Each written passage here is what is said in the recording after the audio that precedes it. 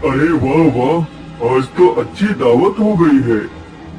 शेर राजा के बेटे को उठाकर ले आता है और उसे अपना आहार बना लेता है।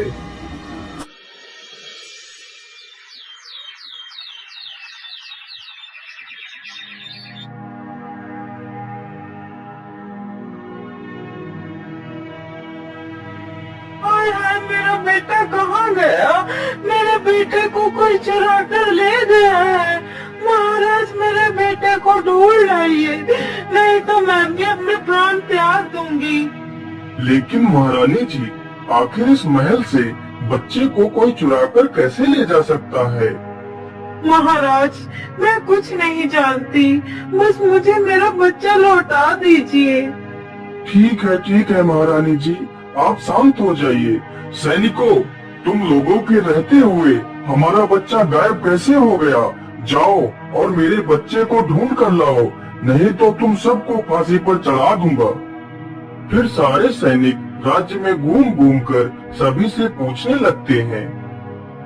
अरे घनश्याम भाई, राजा साहब का बच्चा तो कहीं नहीं मिला है। यदि वापस महल चलोगे तो राजा हमें फांसी पर अवश्य चढ़ा देगा। चलो कहीं दूसरे शहर भाग चलते हैं। यदि हम सही सलामत रहेंगे तो पैसे कहीं भी कमा सकते हैं। इतना सोचकर वह दोनों वहाँ से चले जाते हैं।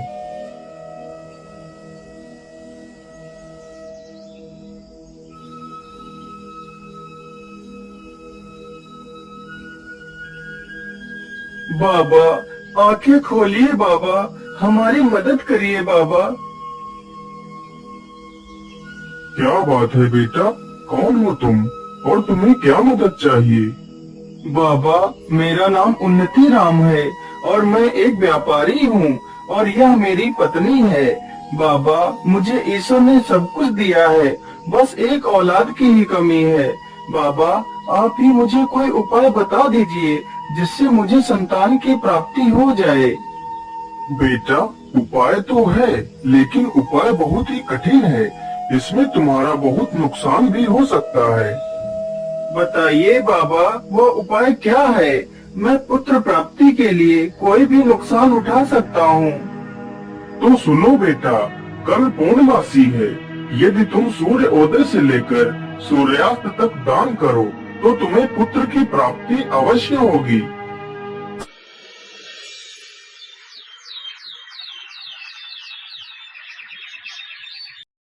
अगले ही दिन सुबह होते ही व्यापारी दान करने लगता है। दान करते करते उसे पूरा दिन गुजर जाता है और उसका सारा धन सूर्यास्त से पहले ही समाप्त हो जाता है। अरे मालिक, इस गरीब को भी कुछ दे दीजिए मालिक। बोलिए बाबा, आपको क्या चाहिए? मालिक, मैं बेसहारा हूँ और इधर उधर के ठोकरे खाता हुआ घूम रहा हूँ मालिक। मेरे पास रहने के लिए घर तक नहीं है। यदि आप मुझे अपना यह घर दे दें तो आपकी बहुत कृपा होगी मुझ पर। ठीक है बाबा, जाइए, मैंने आपको यह घर दे दिया। मालिक, मैंने 4 दिनों से कुछ भी नहीं खाया है मालिक, और ना ही मेरे बीवी बच्चों ने कुछ खाया है। जैसे ही मुझे आपके बारे में पता चला, मैं दौड़कर आपके पास आ गया मालिक। यदि आप मुझे 10 सोने की मुद्राएं दे दें तो मैं अपने परिवार का पेट कुछ दिनों के लिए पाल सकता हूँ। हे भगवान, अब मैं क्या करूँ? आखिर इसे 10 सोने की मुद्राएं कैसे दूं, जबकि मेरे पास तो कुछ भी नहीं बचा है। क्या करूं भगवान? क्या सोच रहे हैं मालिक? क्या आप मेरी मदद नहीं करेंगे मालिक? नहीं नहीं, मैं तुम्हारी मदद अवश्य करूंगा। चलो मेरे साथ, मैं तुम्हें 100 मुद्राएं देता हूँ।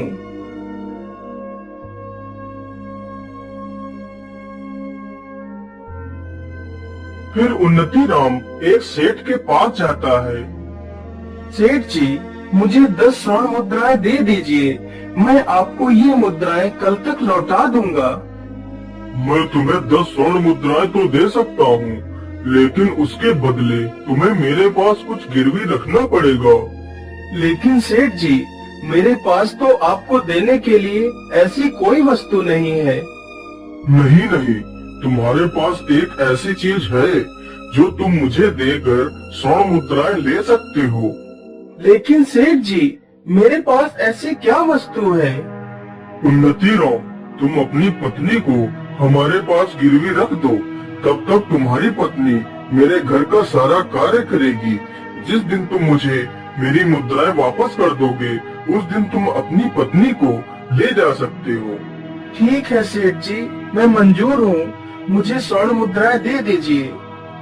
फिर वह सेठ उन्नति राम को 10 स्वर्ण मुद्राएं दे देता है और उन्नति राम वह स्वर्ण मुद्राएं उस बिच्छू को दे देता है। अब तो मेरे पास कुछ भी नहीं बचा है। अब मैं पैसे कहाँ से लाऊं? मैं ऐसा करता हूँ, अपने मित्र से मदद मांगने के लिए जाता हूँ। फिर वह मदद मांगने के लिए अपने मित्र के पास जाता है। मित्र, मुझे तुम्हारी मदद की आवश्यकता है। मैं बहुत परेशानी में हूँ मित्र। क्या बात है मित्र, तुम्हें किस बात की परेशानी है, बताओ मुझे। फिर उन्नति राम अपने मित्र को पूरी कहानी सुनाता है। अब मैं क्या करूं मित्र? तुम ही मेरी आखिरी उम्मीद हो। मेरी मदद करो मित्र। लेकिन मित्र, मैं तुम्हारी मदद नहीं कर सकता। इस बार व्यापार में बहुत ज्यादा घाटा हो गया है, जिसके कारण इस समय मेरे पास एक पैसा भी नहीं है। उसका मित्र भी उसकी मदद करने से इनकार कर देता है। तो उन्नति राम बहुत ही दुखी हो जाता है और वहाँ से वापस चल देता है।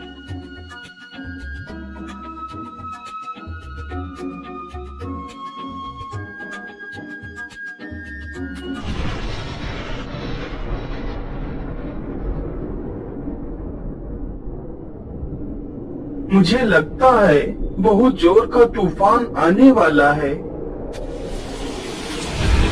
हे भगवान, यह तो बहुत जोर की बारिश आ गई। अब क्या करूं? चलो इसी पेड़ के नीचे बैठ जाता हूँ, अब तो इस बारिश से बच पाऊंगा। उन्नति राम पूरी रात उसी पेड़ के नीचे बैठा रहता है।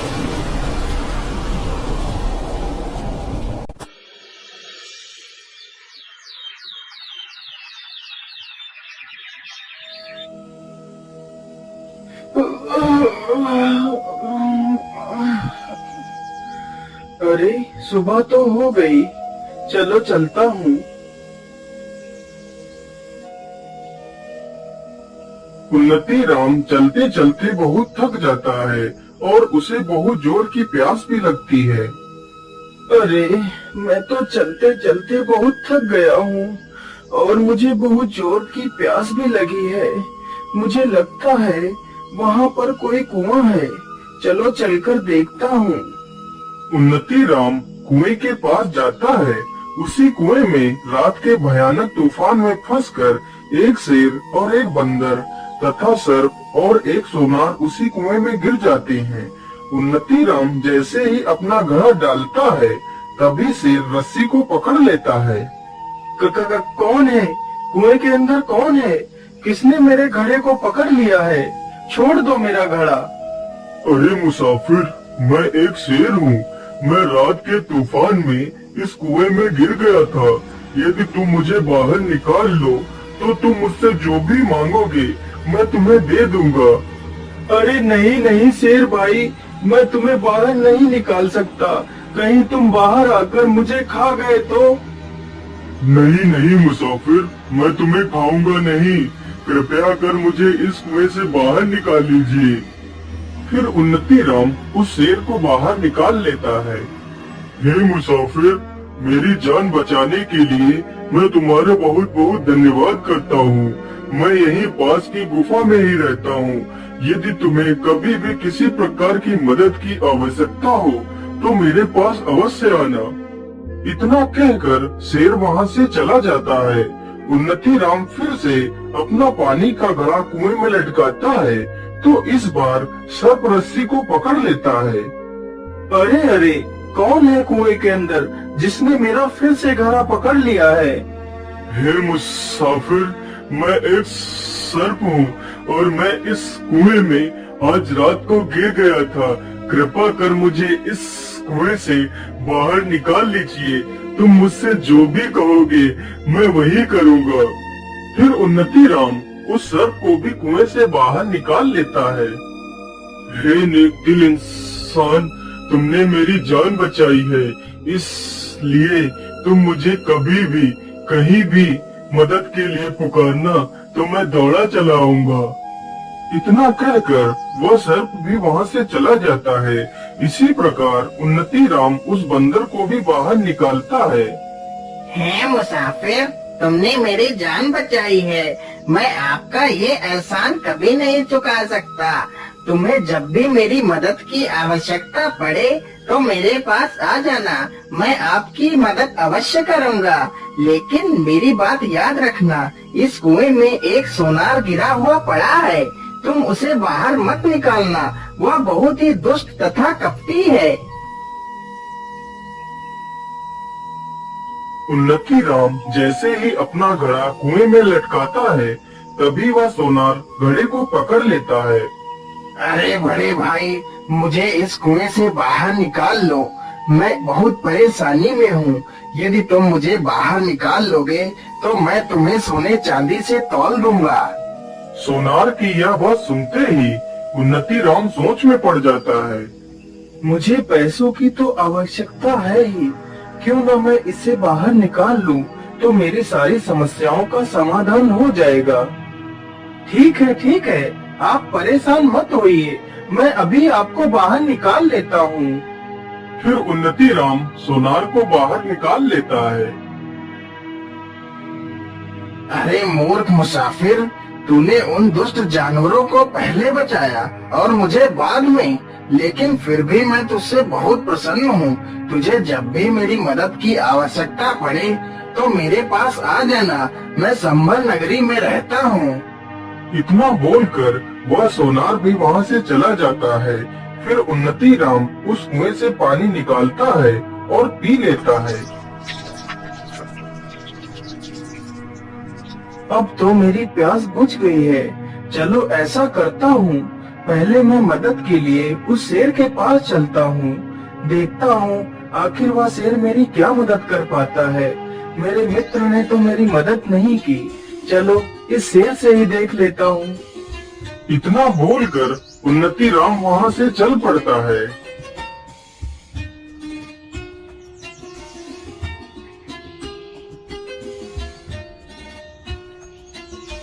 आइए मुसाफिर, तुम्हारा स्वागत है। बोलिए, तुम्हारा यहाँ आना कैसे हुआ? शेर तुरंत ही गुफा के अंदर जाता है और 2 सोने के कंगन लेकर आता है। ये लो मुसाफिर, मेरे पास इतना ही है, लेकिन इतने में ही तुम्हारा काम हो जाएगा। मैं ऐसा करता हूँ, यह कंगन लेकर मैं उसी सोनार के पास जाता हूँ जिसे मैंने कुएं से बाहर निकाला था। वह जरूर इन कंगनों की सही कीमत दे देगा।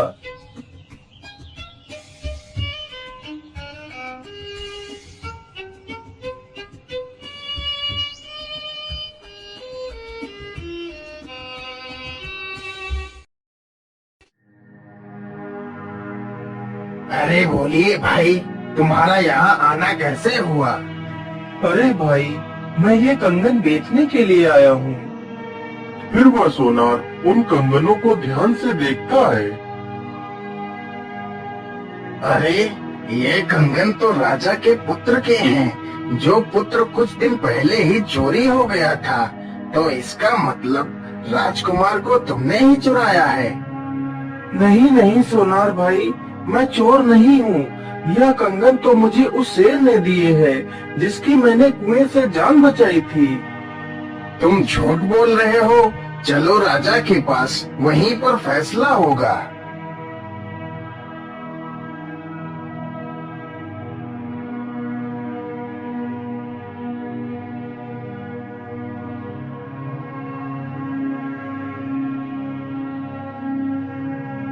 तुम्हारी इतनी हिम्मत कि तुमने मेरे बेटे को चुराया। और उसके कंगन लेकर यहाँ बेचने आ गए। कहाँ है मेरा बेटा? महाराज, मैंने आपके बेटे को नहीं चुराया। ये कंगन तो मुझे एक शेर ने दिए थे। सैनिकों, यह ऐसे सच नहीं बोलेगा। इसे कारागार में डाल दिया जाए। सैनिक तुरंत ही उन्नति राम को जेल में बंद कर देते हैं।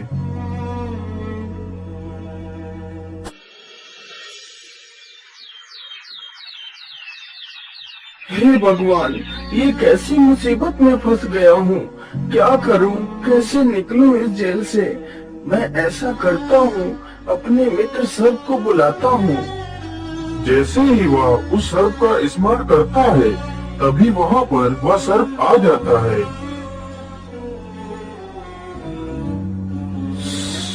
बोलिए मित्र, मुझे तुमने यहाँ क्यों बुलाया है और तुम्हें इस कारागार में किसने बंद किया है? फिर उन्नति राम उस सर्प को सारी घटना के बारे में बताता है। तुम परेशान मत हो मित्र, जो मैं कह रहा हूँ उससे ध्यान से सुनो। आज रात मैं इस राजा को डस लूंगा तो राजा मूर्छित हो जाएगा। सुबह होते ही राजा को अनेकों हकीम वैद्य ठीक करने के लिए आएंगे, लेकिन मैं राजा के शरीर से जहर को उतरने नहीं दूंगा। तुम इस कारागार में बैठकर बस यही बोलते रहना कि सर्प का काटा हुआ तो मैं भी ठीक कर लेता हूँ, लेकिन मैं क्या करूँ? मैं इस जेल में बंद हूँ, क्या कर सकता हूँ? या तो राजा का दुर्भाग्य है, फिर तुम्हारी इन बातों को कोई ना कोई सुनकर तुम्हें राजा को ठीक करने के लिए अवश्य बुलाएगा। तुम आना और चुपचाप बैठकर झूठ मूठ का मंत्र पढ़ना, तभी मैं राजा के शरीर से अपने जहर के प्रभाव को खत्म कर दूंगा। तो राजा तुम्हें इनाम भी देगा और तुम्हें आजाद भी कर देगा। उन्नति राम ने सर्प के कहे अनुसार ही किया। सर्प वहाँ से चला जाता है और राजा को डस लेता है। सुबह होते ही पूरे राज्य में हंगामा कट जाता है। कई प्रकार के वैद्य डॉक्टर सब आते हैं, लेकिन राजा को कोई ठीक नहीं कर पाता है।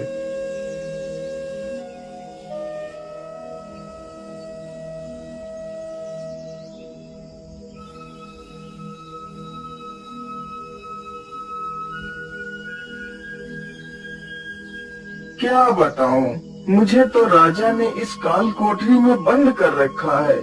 नहीं तो सांप का काटा हुआ मैं 2 मंत्र फूंकते ही ठीक कर देता हूँ, लेकिन क्या करूँ? यह तो राजा का दुर्भाग्य है कि मैं इस जेल में बंद हूँ। उन्नति राम की ये सारी बातें रानी की दासी सुन लेती है। महारानी जी, राजा साहब ने जिसे जेल में बंद कर रखा है, वह सर्प का काटा हुआ ठीक कर लेता है। मैंने अपने कानों से सुना है। सैनिकों, जाओ और उस कैदी को मेरे पास लेकर आओ। महारानी जी, क्या बात है? आपने हमें क्यों बुलाया है? मैंने तुम्हारे बारे में सुना है कि तुम सर्प से डसे हुए इंसान को ठीक कर लेते हो। हाँ महारानी जी, मैं ठीक कर लेता हूँ। मैं तुमसे प्रार्थना करती हूँ, तुम मेरे पति को बचा लो। मैं तुम्हें अपना आधा राज्य दे दूंगी और तुम्हें आजाद भी कर दूंगी। मैं तुम्हें वचन देती हूँ, कृपया जल्दी से महाराज को ठीक कर दीजिए। मेरी आखिरी उम्मीद तुम्ही से है। महारानी जी, आप परेशान मत होइए, मैं अभी राजा साहब को ठीक कर देता हूँ। फिर उन्नति राम अपनी आंखें बंद करता है और झूठ मूठ का मंत्र पढ़ने लगता है। तभी सर्प राजा के शरीर से अपने विष के प्रभाव को खत्म कर देता है। अरे, इस चोर को बाहर किसने आने दिया? महाराज, ये कोई चोर नहीं है, इसने तो आपकी जान बचाई है। फिर महारानी राजा को सारी घटना के बारे में बताती है और उन्नति राम को अपना आधा राज्य दे देती है। मैं ऐसा करता हूँ कि 10 स्वर्ण मुद्राएं ले लेता हूँ और अपनी पत्नी को ले आता हूँ, लेकिन उससे पहले मैं अपने मित्र बंदर से भी मिलता हुआ चला जाऊंगा।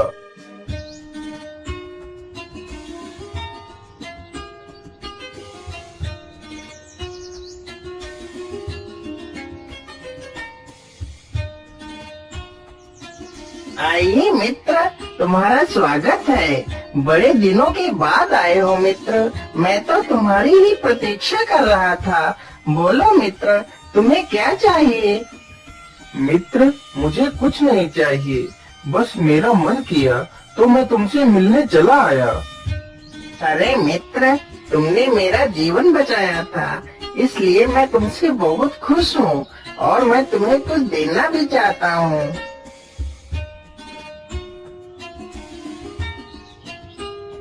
फिर बंदर 2 फल लेकर आता है।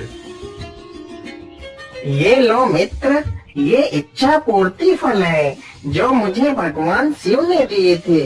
इस फल से तुम अपनी इच्छा बताकर जिसे भी खिला दोगे तो तुम्हारी इच्छा पूरी हो जाएगी। ये सुनकर उन्नति राम बहुत प्रसन्न हो जाता है और फल लेकर वहाँ से सीधे सेठ के पास पहुँच जाता है।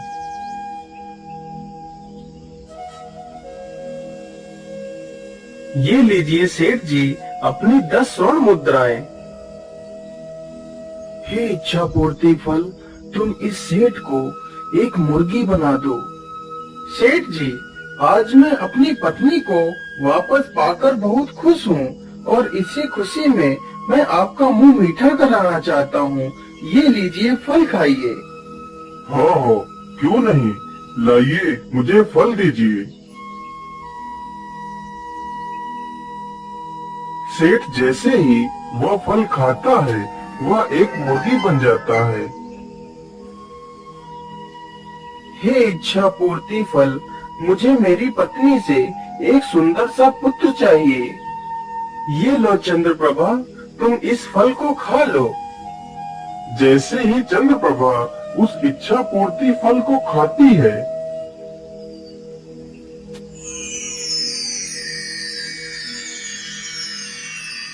बच्चा मिलने के बाद वह दोनों बहुत ही प्रसन्न होते हैं और अपने राज्य की ओर लौट जाते हैं।